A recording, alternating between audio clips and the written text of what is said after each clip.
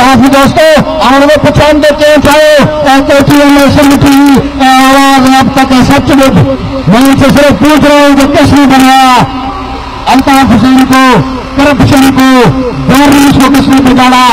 किसने बिगाड़ा? People's party ने।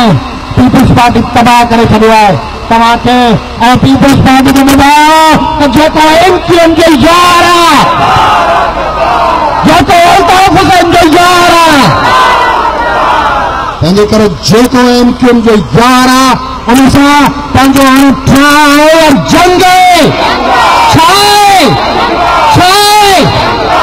ऐं हाणे रुगो मरसूं थींदो या मारेसूं जे करे हिकिड़ी गोली हली तो तव्हां घणी गोली हलाईंदो? 100 गोलियूं हलाईंदो।